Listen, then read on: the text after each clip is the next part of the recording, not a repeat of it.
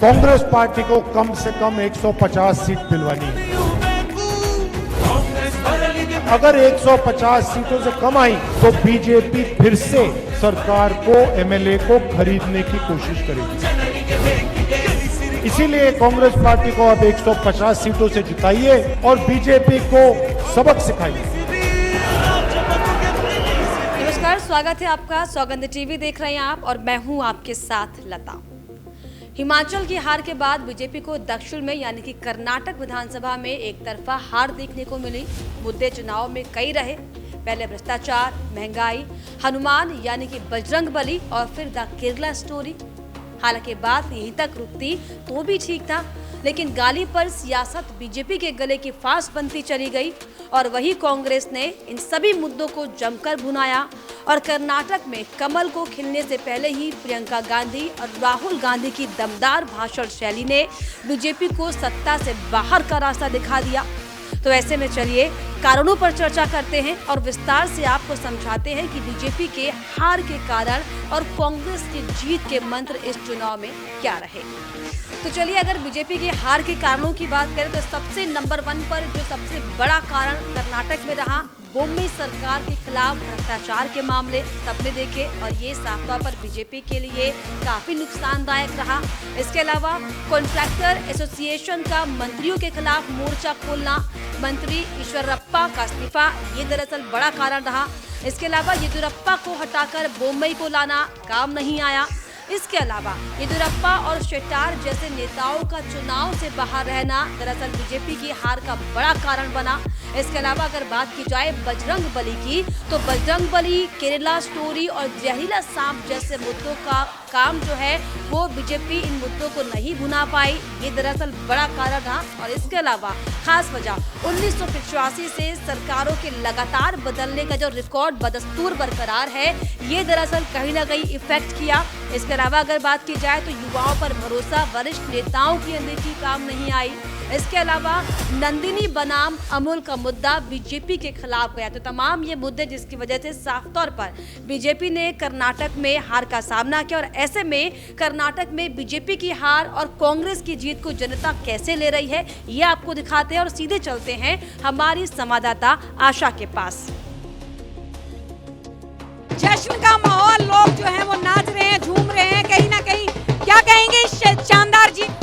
हम इस जीत का श्रेय राहुल गांधी जी को देते हैं, जो भारत जोड़ो यात्रा थी, जो मोहब्बत की दुकान थी, हिमाचल के बाद कर्नाटक में खुल चुकी है और भाजपा का जो तानाशाह राज था वो धीरे धीरे समझता नजर आ रहा है। तो ये सारी की सारी जो जीत है वो राहुल जी की जीत है और हम वर्कर हैं, हम उसके नाते बहुत खुश हैं। 24 का चुनाव तो अभी दूर है, कांग्रेस को क्या इतना खुश हो जाना चाहिए 2 की जीत के बाद? बिल्कुल खुश होना चाहिए ना। कर्नाटक कोई छोटा स्टेट नहीं है, देश को मैसेज देने वाला स्टेट है। अगर हम 224 में से सीटें जीत के आ रहे हैं और भारी बहुमत से जीत के आ रहे हैं तो यह कहीं ना कहीं देश को मैसेज है और लोगों को मैसेज है। अब ये मीडिया का काम बनता है कि सच्चाई बताना और लोगों को बताना कि मोहब्बत की दुकान चालू हो चुकी है और नफरतियों का बाजार खत्म हो रहा है। जनता का प्यार पूरी तरह से मिला है, निष्पक्ष मिला है और अभी तो शुरुआत है। 2024 में अब आप आगे आगे देखिएगा, हम अपने हर जगह स्टेट में सरकार बनाते जाएंगे।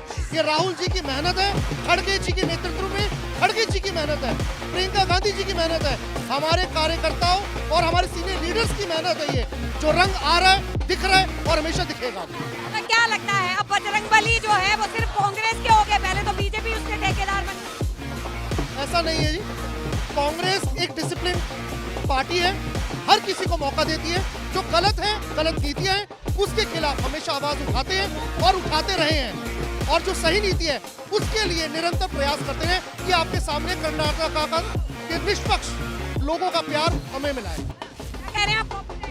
किसी भगवान पे किसी का कॉपीराइट नहीं है। ये देश की जनता और कर्नाटक की जनता ने, देश की जनता देख रही है और कर्नाटक की जनता ने बता दिया है कि किसी भगवान पे किसी का कॉपीराइट नहीं है।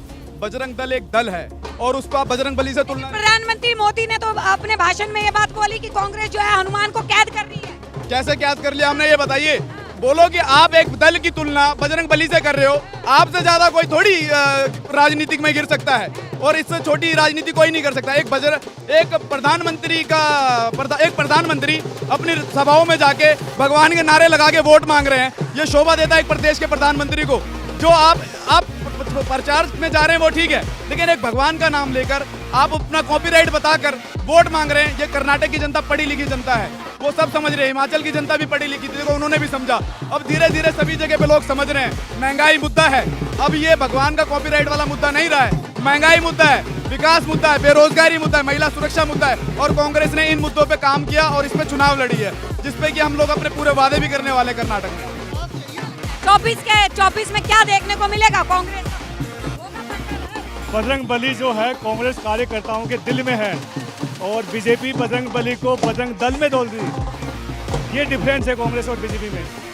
दूसरा, 40% जो कमीशन हर सरकारी सेवाओं में लिया जाता था, वो आवाज़ बीजेपी कर्नाटक में नहीं सुन पाई और बेरोजगार युवाओं का दर्द बीजेपी नहीं समझ पाई। जिस भारत जोड़ो यात्रा को मजाक बीजेपी उड़ाती थी, उस भारत जोड़ो यात्रा ने बहुत गहरा तमाचा बीजेपी में मारा है। ये 2024 कर्नाटक तो शुरुआत है, बजरंग बली ने असर दिखा दिया। 2024 में बजरंग बली भी साथ होंगे, जय श्री राम भी साथ होंगे, भगवान शिव शंकर भी साथ होंगे। तो आपने देखा कैसे जनता इस पर क्या राय रखती है। चलिए अब समझते हैं कि कांग्रेस का जीत का मंत्र आखिर क्या रहा। तो कांग्रेस के जीत के कारण क्या थे, ये अगर समझे तो 5 गारंटी चली। गृह ज्योति के तहत 200 यूनिट निःशुल्क बिजली दी जाएगी।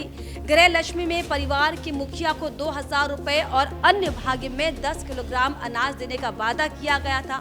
इसके साथ ही कांग्रेस ने पशुपालन को बढ़ावा देने और गांव में कंपोस्ट खाद केंद्र स्थापित करने के लिए गाय का गोबर 3 रुपए प्रति किलो खरीदने का वादा किया था। तो ये बड़ा फायदा जो कांग्रेस को हुआ। इसके अलावा कांग्रेस के घोषणा पत्र में ये कहा गया था कि युवा निधि के तहत बेरोजगार स्नातकों को एक माह में 3-3 हजार रुपए और डिप्लोमाधारी बेरोजगार को 1,500 हजार रुपए दिए जाएंगे। वहीं शक्ति योजना के तहत सभी महिलाओं को राज्य भर में KSRTC, BMTC बसों में निःशुल्क यात्रा की सुविधा दी जाएगी। कांग्रेस अध्यक्ष मल्लिकार्जुन खड़गे ने घोषणा पत्र जारी करते हुए कहा था कि मैं छठी गारंटी देता हूं कि सभी वादों को सरकार गठन के पहले दिन मंत्रिमंडल की पहली बैठक में लागू कर दिया जाएगा। इसके अलावा बाकी वादे भी मजबूत रहे। 1 साल के भीतर सभी सरकारी विभागों में रिक्त पदों पर भर्तियां। 2006 के बाद से नौकरी पर लगने वाले सरकारी कर्मचारियों के लिए ओल्ड पेंशन सिस्टम यानी कि OPS देने पर सहानुभूतिपूर्ण ढंग से विचार करना। इसके अलावा आंगनबाड़ी कर्मचारियों का वेतन बढ़ाकर 15,000 रुपए करना। PWD, ग्रामीण विकास, सिंचाई, शहरी विकास, ऊर्जा जैसे विभागों से भ्रष्टाचार को खत्म करने के लिए विशेष कानून बनाना ताकि भ्रष्ट लोगों के खिलाफ कड़ी कार्रवाई हो सके। पुलिस बल में महिलाओं की 33% भर्ती, जेंडर माइनॉरिटी को 1% भर्ती, नाइट ड्यूटी करने वाले पुलिस वालों को 5,000 रुपए का भत्ता और साल में 1 महीने का अतिरिक्त वेतन। ये दरअसल कांग्रेस के लिए सटीक बैठा। इसके अलावा स्थानीय नेताओं के जरिए सोशल इंजीनियरिंग काम की। मल्लिकार्जुन खड़गे, DK शिव कुमार, सिद्धारमैया और जगदीश शेट्टर, तो ये बड़े चेहरे रहे। इसके अलावा राहुल गांधी की भारत जोड़ो हम सबको पता है, ये दरअसल बड़ा मुद्दा रहा। 21 दिनों तक यात्रा करेंगे। कर्नाटक में 7 जिलों में 500 से ज्यादा किलोमीटर की यात्रा करेंगे। जब हम ये बातें सुन रहे थे तब हालांकि लगातार राहुल गांधी पर सवाल जरूर खड़े हो रहे थे, लेकिन जो 21 दिन की यात्रा राहुल गांधी ने कर्नाटक में की, साफ तौर पर राहुल गांधी की यात्रा का भी असर है कि कर्नाटक में कांग्रेस को जो बहुमत मिला है ये दरअसल बड़ी वजह है। और जिन जिन मुद्दों को बीजेपी ने दरकिनार किया, बीजेपी ने अनदेखा किया, दरअसल ये बड़ी वजह रही कि जनता ने साफ तौर पर करारा जवाब बीजेपी को दिया, आईना दिखाने का काम किया। लेकिन ये जो हार के कारण हमने आपको बताए, इससे आप कितना इत्तेफाक रखते हैं हमें कमेंट बॉक्स में जरूर लिखिएगा। साथ ही साथ हमारे चैनल को सब्सक्राइब करना भी ना भूलें। आप देख रहे हैं सौगंध टीवी, सौगंध वतन की।